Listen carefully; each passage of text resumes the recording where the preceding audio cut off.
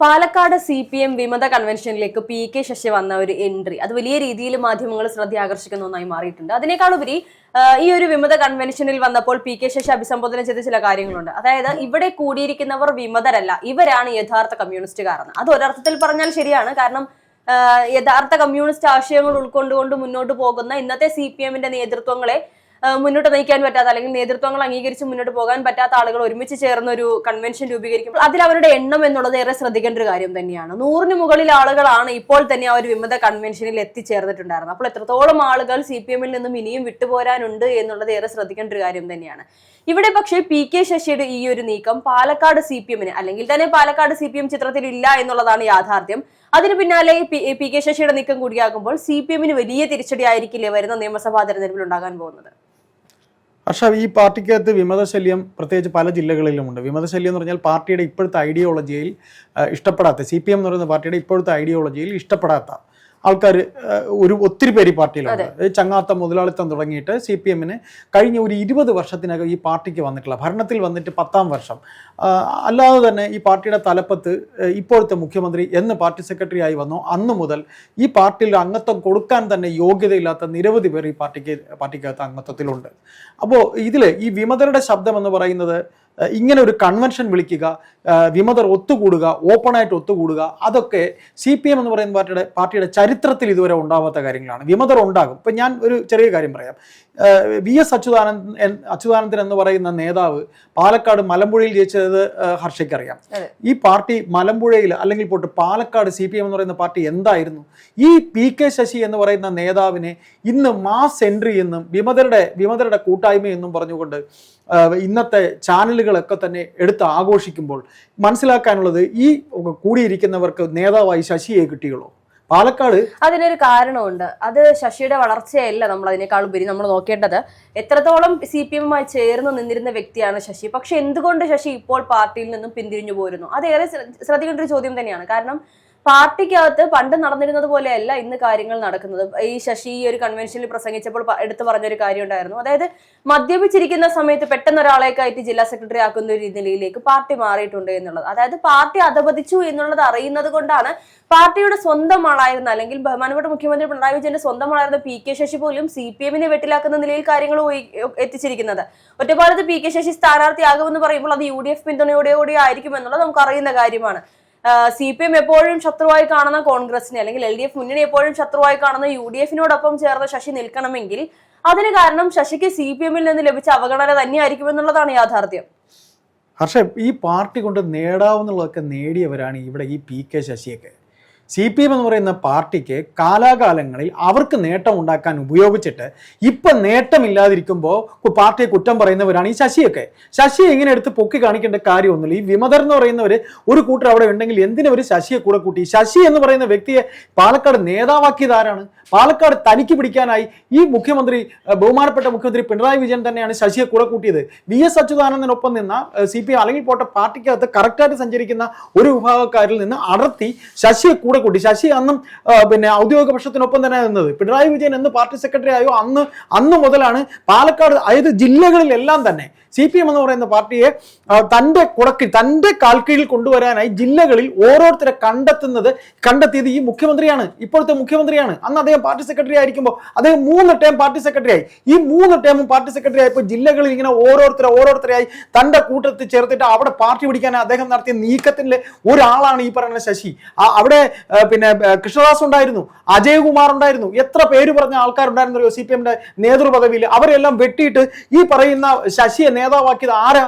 ഈ മുഖ്യമന്ത്രി പിണറായി വിജയൻ തന്നെയാണ്. ബഹുമാനപ്പെട്ട മുഖ്യമന്ത്രി പിണറായി വിജയൻ തന്നെയാണ് ശശിയെ വളർത്തിയത്. എൻ്റെ ഒരു സംശയം, ശശി ഈ അവസാന നിമിഷമല്ലേ KTDC-യിലെ ചെയർമാൻ സ്ഥാനം രാജിവെച്ച ശശി ഇതിനു മുമ്പ് ഒരു 2-3 മാസം മുമ്പെങ്കിലും രാജിവെക്കാത്തത്? അപ്പോൾ പാർട്ടി നൽകിയ ആനുകൂല്യങ്ങളൊക്കെ തന്നെ നേടി പാർട്ടിക്ക് ആനുകൂല്യങ്ങളിൽ നിന്നുകൊണ്ട് നേടാവുന്നതൊക്കെ നേടി സ്ഥാനമാനങ്ങളിൽ ഇരുന്ന് MLA ആയി എല്ലാം കഴിഞ്ഞിട്ട് ഇപ്പൊ തന്റെ ഇംഗിതം നടക്കുന്നില്ല എന്ന് കാണുമ്പോഴത്തേക്ക് ഒരു ഒരു കൂട്ടം പേര് പാർട്ടിയിലുള്ളവർ മാറി ഉടനെ അവരെ നേതൃത്വത്തിലേക്ക് പോയി ശശിയുടെ മാസ് എൻട്രി നാണയിലെ എടുത്ത മാധ്യമങ്ങൾക്ക് ആഘോഷിക്കാൻ കാൻഡിഡേറ്റ്. പാർട്ടിയെ കൊണ്ട് നേടാവുന്നില്ല നേടിയവരാണ് ഈ ശശി ഉൾപ്പെടെയുള്ളവരൊക്കെ. ഈ പാർട്ടിക്കാർ ഇന്ന് വിമത ശബ്ദം ഉന്നയിക്കുന്നവർ ഒരു 10 പേരോ 15 പേരോ ഉണ്ടാവുള്ളൂ ഈ പാർട്ടി കൊണ്ട് എന്തെങ്കിലും നേടാത്തത്. പാർട്ടി കൊണ്ട് നേടിയവരേ ഉള്ളൂ ഈ പാർട്ടിക്കകത്ത് ഈ കാണുന്ന വിമത ശബ്ദം ഉയർത്തുന്നവരൊക്കെ. നാണമില്ലേ ശശിക്കൊക്കെ ഇത് പറയാൻ? ഈ പറയുന്ന ഏത് പാർട്ടി എടുത്ത് നോക്കിയാലും അങ്ങനെ തന്നെയാണ്. പാർട്ടിയിൽ തുടർന്ന് പോകുന്ന ഓരോ വ്യക്തികളും പാർട്ടിയിൽ നിന്നും നേട്ടം കിട്ടിക്കൊണ്ടിരിക്കുന്ന ആനുകൂല്യങ്ങൾ കിട്ടാതെ വരുമ്പോഴാണ് ഹർഷ ഈ പറയുന്ന രീതിയിൽ പാർട്ടിയെ കുറ്റം പറയുന്നത്. ഈ പറയുന്ന ശശിയൊക്കെ നേടാവുന്ന എല്ലാം നേടിയ ആൾക്കാരാണ്.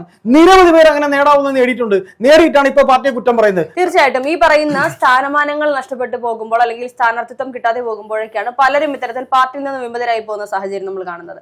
പി കെ ശശിയുടെ കാര്യത്തിലും അങ്ങനെ തന്നെയാണ്. പി കെ ശശിക്ക് കൃത്യമായ ഒരു പരിഗണന ലഭിക്കുന്നില്ല, അല്ലെങ്കിൽ പാർട്ടിയിൽ നിന്നും ഏറെ അവഗണന മാത്രം ലഭിക്കുന്നു. പാർട്ടി ഈ പറയുന്ന സ്ഥാനത്ത് നിന്നും പി കെ ശശിയെ മാറ്റി നിർത്തും, പാർട്ടി തന്നെ അവിടെ നിന്നും ശശിയെ പുറത്താക്കുമെന്നുള്ള വന്ന സാഹചര്യത്തിലാണ് ശശി സ്വയമേ പുറത്തു പോകുന്ന ഒരു നിലയിലേക്ക് കാര്യങ്ങൾ കൊണ്ടെത്തിച്ചത്. അതിൽ പൂർണ്ണമായും ശശി ഈ പറയുന്നത് പോലെ ഒന്നും നേടാതെ ആരും പാർട്ടിയിൽ നിൽക്കുന്നില്ല എന്നുള്ളത് മറ്റൊരു യാഥാർത്ഥ്യമാണ്. ഏത് പാർട്ടിയിലാണ് സ്ഥാനമാനങ്ങൾ മോഹമില്ലാതെ ആളുകൾ നിൽക്കുന്നത്? അതിപ്പോൾ കോൺഗ്രസിലായിക്കോട്ടെ, കമ്മ്യൂണിസ്റ്റിലായിക്കോട്ടെ, BJP ആയിക്കോട്ടെ, ഏത് പാർട്ടി എടുത്തു നോക്കിയാലും അതിനകത്ത് അധികാരമോഹത്തോടു കൂടി തന്നെയാണ് പലരും രാഷ്ട്രീയത്തിലേക്ക് ഇറങ്ങുന്നത് പോലും. അല്ലാതെ ജനസേവ മാത്രം മുന്നിൽ കണ്ടുകൊണ്ട് എത്ര പേർ പാർട്ടിയിലേക്ക് ഇറങ്ങുന്നുണ്ടെന്നുള്ളത് മറ്റൊരു സംശയമാണ്. പിന്നെ പി കെ ശശിയുടെ കാര്യം, മാധ്യമങ്ങളാണ് ശശിയുടെ എൻട്രിയെ മാസ് എൻട്രിയായി വിശേഷിപ്പിച്ച് കാണിക്കുന്നത്. അതെ, തീർച്ചയായിട്ടും അതൊരിക്കലും ശശിയോ ശശിയുടെ കൂടെ ഉള്ളവരോ അല്ല എന്നുള്ളതാണ് യാഥാർത്ഥ്യം. നമ്മൾ ശശിയുടെ കൂടെ ഉള്ളവരെ നമ്മളൊന്നും പറയുന്നില്ല. ആ വിമതപക്ഷം എന്ന് പറയുന്നത് ഈ പറയുന്ന പോക്കിൽ, ഈ പാർട്ടിയുടെ ഇപ്പോഴത്തെ പോക്കിൽ എതിർ ശബ്ദം ഉയർന്നു പാർട്ടി ഇങ്ങനെ പോയാൽ തീർന്നു പോകും എന്ന് പറയുന്നവർ, അവർ ശശിയെ കൂട്ടുപിടിക്കുന്നതോടെ ആ കൂട്ടത്തിനൊരു വിലയില്ലാതാകും. എന്തായാലും പി കെ ശശി രംഗത്ത് വന്നിരിക്കുമ്പോൾ CPM ഇനി ഒരു അനുനയ നീക്കത്തിന് മുന്നോട്ട് പോകാൻ സാധിക്കില്ല എന്നുള്ളതാണ് യാഥാർത്ഥ്യം. അങ്ങനെയെങ്കിൽ പി കെ ശശി പറയുന്നത് പോലെ കോൺഗ്രസിന്റെ ഒരു പിന്തുണയോടുകൂടി അല്ലെങ്കിൽ UDF മുന്നണിയുടെ പിന്തുണ, കാരണം കഴിഞ്ഞ ദിവസം കണ്ടിരുന്നു മുസ്ലിം ലീഗുമായി ചർച്ച നടത്തി എന്നുള്ള വാർത്തകൾ വന്നിരുന്നു. അപ്പോൾ ഇവരുടെയൊക്കെ സപ്പോർട്ടോടുകൂടി മത്സര രംഗത്തേക്ക് ഇറങ്ങുമെന്നുള്ളതിൽ യാതൊരു സംശയവും ഇല്ല എന്നുള്ളതാണ്. അങ്ങനെയെങ്കിൽ ഒറ്റപ്പാലത്ത് ഇനിയിപ്പോൾ CPM തിരിഞ്ഞു നോക്കേണ്ട ആവശ്യമില്ല. CPM 8 നിലയിൽ പൊട്ടാനുള്ളതെല്ലാം തന്നെയും CPM അവിടെ ഉണ്ടാക്കി വെച്ചിട്ടുണ്ട്. ഒറ്റപ്പാലത്ത് മാത്രമല്ല, പാലക്കാട് ജില്ലയിൽ എല്ലായിടത്തും തന്നെയും ഇതൊരു അലയാകുമെന്നുള്ളതിൽ യാതൊരു സംശയവുമില്ല. ഈ പറയുന്ന വിമതരെല്ലാവരും തന്നെയും ഒരിടത്തു നിന്ന് മാത്രം വന്നവരല്ല. ചിറ്റൂര്, വടക്കാഞ്ചേരി പോലെയുള്ള പലയിടങ്ങളിൽ നിന്നാണ് ഈ പറയുന്ന വിമതരെല്ലാം, മണ്ണാർക്കാട് തുടങ്ങിയ ഇടങ്ങളിൽ നിന്നും. അപ്പോൾ ഇത്തരത്തിൽ പലയിടങ്ങളിൽ നിന്ന് വരുന്നവരുടെ വോട്ടുകൾ പലയിടങ്ങളിലായിരിക്കും. ഇവരെ പോലെ എത്രയോ ആളുകൾ രംഗത്ത് വരാതെ മാറി നിൽക്കുന്നുണ്ടാകും. പാർട്ടിക്ക് മാറ്റി വോട്ട് കുത്തണമെന്നും എന്നാൽ തന്റെ അതൃപ്തി പാർട്ടിയിൽ അറിയിക്കാൻ പറ്റാതെ അതിന് ഭയപ്പെട്ടുകൊണ്ട് നിൽക്കുന്ന ഒരു കൂട്ടം CPM പ്രവർത്തകർ ഉണ്ടാകും. അവർക്ക് എല്ലാവർക്കും ഒരു ആശ്വാസം തന്നെയായിരിക്കും ഈ ഒരു വിമത കൺവെൻഷൻ എന്ന് പറയുന്നത്. നമ്മൾ ഇതിനു മുൻപ് കണ്ടിരുന്നത് പോലെ പല CPM-ൽ നിന്നും വിട്ടുപോരുന്ന CPM ആശയങ്ങൾ ഉയർത്തിപ്പിടിക്കുന്ന പല ഘടകകക്ഷികളും ചേക്കേറുന്നത് പോലെ തന്നെ UDF മുന്നണിയോട് ചേർന്ന് നിൽക്കാൻ ഒരുപക്ഷെ ഇന്നല്ലെങ്കിൽ നാളെ ഈ പറയുന്ന പി കെ ശശിയുടെ നേതൃത്വത്തിലുള്ള വിമത കൺവെൻഷനിലേക്കും കാര്യങ്ങൾ നീളുമെന്നുള്ള കാര്യത്തിൽ സംശയമൊന്നുമില്ല. പിന്നെ ചേട്ടൻ നേരത്തെ പറഞ്ഞ രീതിയിൽ ഒരുപക്ഷെ പാർട്ടിയിലെ എല്ലാ ആനുകൂല്യങ്ങളും സ്വന്തമാക്കിയിട്ടുണ്ടാകാം. പക്ഷെ തനിക്ക് ലഭിച്ചിരുന്ന സ്ഥാനം നഷ്ടപ്പെട്ടപ്പോഴാണ് ഇത്തരത്തിലൊരു തീരുമാന മാറ്റത്തിലേക്ക് വന്നിട്ടുള്ളത്. അങ്ങനെ വരുന്ന സാഹചര്യത്തിൽ പാർട്ടി പൂർണ്ണമായും പി കെ ശശിയെ തള്ളി എന്ന് പറയുന്നതിനേക്കാൾ ശശി പാർട്ടിയെ തള്ളി, പാർട്ടിയെ പിന്നിൽ നിന്ന് കുത്തി എന്ന് പറയാൻ സാധിക്കില്ല. ഈ പറയുന്നത് പോലെ കൃത്യമായി വെളിച്ചത്ത് തന്നെ പാർട്ടിയെ തള്ളി പറഞ്ഞിരിക്കുന്നത് പി കെ ശശിയാണ്.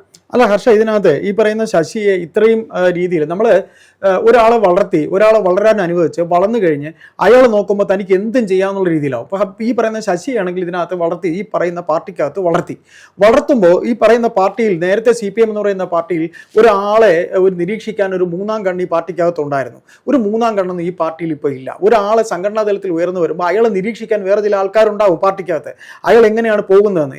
ഇതെങ്ങനെ ശശി അഴിച്ചു വിട്ടു? ശശി സ്ത്രീ വിഷയത്തിൽ ശശിക്ക് കഥയുണ്ടായി. 2021 ശശിക്ക് ഈ പറയുന്ന പോലെ വിഷയം ഉണ്ടായതാണ്, അറിയാമല്ലോ. അതിൽ പറയുന്ന പിന്നെ തീവ്രത കുറഞ്ഞ പീഡനമാണോ തീവ്രത കൂടിയ പീഡനമാണോ എന്നൊക്കെ തെളിയിക്കാനായിട്ടും പാർട്ടി കമ്മിറ്റി അതറിയാമല്ലോ, ആ കഥയൊക്കെ അറിയാമല്ലോ. അപ്പോൾ എന്തുകൊണ്ട് ശശിയെ നേരത്തെ അവർക്ക് പിടിക്കാൻ കഴിഞ്ഞില്ല? അപ്പോൾ ശശി നോക്കിയപ്പോൾ തനിക്കെതിരെ ശശി നല്ല സാമ്പത്തിക വെട്ടിപ്പ് നടത്തിയിട്ടുണ്ട്. പാലക്കാട് അതിഭീകരമായ രീതിയിൽ പാർട്ടിയുടെ ഫണ്ട് വെട്ടിച്ചിട്ടുണ്ട് ശശി. അങ്ങനെ വെട്ടിച്ച ശശിയെ എങ്ങനെ പാർട്ടിക്ക് ഇനി ഉൾക്കൊള്ളാൻ കഴിയും? അപ്പോൾ പാർട്ടി ഷൊർണൂർ അദ്ദേഹത്തെ നിർത്തിയില്ലേ, MLA ആക്കിയില്ലേ, പാർട്ടി സെക്രട്ടറി ആയില്ലെന്നേ ഉള്ളൂ. പിണറായി വിജയൻ പാലക്കാട് വന്നിറങ്ങുമ്പോൾ അദ്ദേഹത്തെ റിസീവ് ചെയ്യുന്നത് ശശിയാണ്.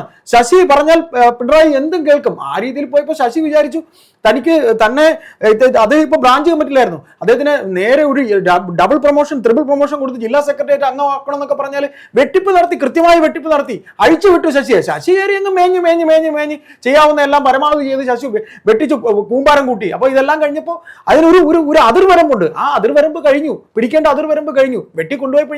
കൊണ്ടുപോയി കഴിഞ്ഞ് ഇത്രയും വലിയ വെട്ടിപ്പ് നടത്തിയാൽ അദ്ദേഹത്തിന് അവിടെ ഇരുത്താൻ പറ്റുമോ?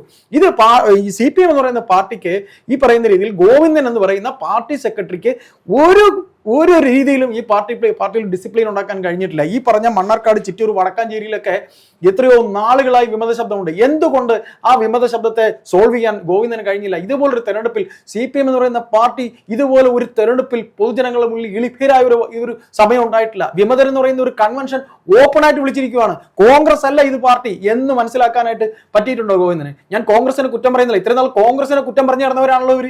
ഇത്രയും നാൾ കോൺഗ്രസിനെ കുറ്റം പറഞ്ഞല്ലോ. അവർ വിമത മീറ്റിങ്ങുകൾ കൂടെ കളിയാക്കിയിട്ടുള്ളവരാണല്ലോ. ഇന്നിപ്പോ ആരുടെ വിമത മീറ്റിംഗാണ് നടക്കുന്നത്? പാലക്കാട്. നാണം കെട്ടില്ല ഈ പാർട്ടിക്ക്. അപ്പോൾ ഇന്നിപ്പോ മറ്റൊരു കാര്യം കൂടെ ഹർഷ ഇതിൽ പറയേണ്ടി വരും. UDF ഇദ്ദേഹത്തിനെ സ്ഥാനാർത്ഥിയാക്കുന്നതിൽ ഒറ്റപ്പാലത്ത് കോൺഗ്രസിനകത്ത് എതിർ ശബ്ദമുണ്ട്. ഈ പറയുന്ന രീതിയിൽ ഹരിഗോവിന്ദ്, ഫറൂഖ് എന്ന് തുടങ്ങിയിട്ടുള്ള യൂത്ത് നേതാക്കർ അവിടെയുണ്ട്. എന്തിന് ശശി സ്ഥാനാർത്ഥിയാക്കണം? പെണ്ണ് കേസിൽപ്പെട്ട ശശി അന്ന് കോൺഗ്രസ് എതിർത്തല്ലേ, ഇന്ന് കോൺഗ്രസിന്റെ സ്വതന്ത്രനായിട്ട് എതിർത്തിട്ട് ഞങ്ങൾക്ക് വോട്ട് പിടിക്കാൻ വയ്യ എന്ന് നാട്ടുകാർ പറഞ്ഞിട്ടുണ്ട്. അങ്ങനെ ശശിക്കൊരു ഭയങ്കര ഒരു ഈസി വാക്ക് ഓവറൊന്നും കിട്ടാൻ പോകുന്നില്ല. ഇതൊരു രാഷ്ട്രീയ തന്ത്രം എന്ന രീതിയിൽ ശശിയെ നിർത്താൻ പോകുന്നു. ചിലപ്പോൾ ഷൊർണൂർ നിർത്തും, അല്ലെങ്കിൽ ഒറ്റപ്പാലത്ത് നിർത്തും. അതൊരു ഈസി വാക്ക് ഓവറൊന്നും ശശിക്ക് കിട്ടില്ല. ശശി എന്താണ് എന്നുള്ളത് അവിടെ നാട്ടുകാർക്കറിയാം. ഈ പറയുന്ന രീതിയിൽ നേടാവുന്നതല്ല, നേടിയിട്ട് ഇപ്പൊ ശശി ഒരു വിമതരോടൊപ്പം, വിമതർക്ക് പറ്റിയിരിക്കുന്ന മണ്ടത്തരമാണ്. അവരുടെ ആശയങ്ങൾക്ക് അവർക്ക് യോജിക്കാൻ കഴിയില്ലെങ്കിൽ എന്തിനവർ ശശിയെ കൂടെ കൂട്ടി? ശശിയെ ഇവർക്ക് ശരിക്കും അറിയില്ല.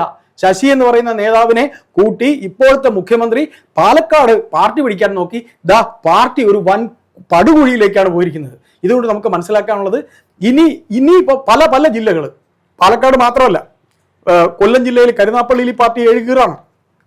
അപ്പോൾ CPM എന്ന് പറയുന്ന പാർട്ടിയെ സംബന്ധിച്ച് ആ പാർട്ടിയിൽ ഇന്ന് വരെ ഇല്ലാത്ത രീതിയിൽ ഈ പാർട്ടിയിൽ നിന്ന് ആൾക്കാർ മറ്റ് എതിർ രാഷ്ട്രീയത്തിലുള്ളവരൊപ്പം ചേർന്ന് ഇലക്ഷന് മത്സരിക്കത്തക്ക രീതിയിൽ മാറുമ്പോൾ ഇതിൽ പര അവമതിപ്പ് കമ്മ്യൂണിസ്റ്റ് പാർട്ടി ഓഫ് ഇന്ത്യ മാർക്സിസ്റ്റിന് ഉണ്ടാവാനില്ല. അത് എന്തുകൊണ്ടെന്ന് അവർ ചിന്തിക്കേണ്ട സമയം കഴിഞ്ഞു. എന്നുവെച്ചാൽ ബംഗാളിലൊക്കെ സംഭവിച്ചതുപോലെ ഇതങ്ങ് നശിച്ച് നാറാണക്കല്ല് ആകാറായി എന്നുള്ളതിൻ്റെ ലക്ഷണങ്ങളാണ് ഈ കാണുന്നത്. അത് പാലക്കാട് നിന്ന് തുടക്കമിടുന്നു എന്ന് മാത്രം.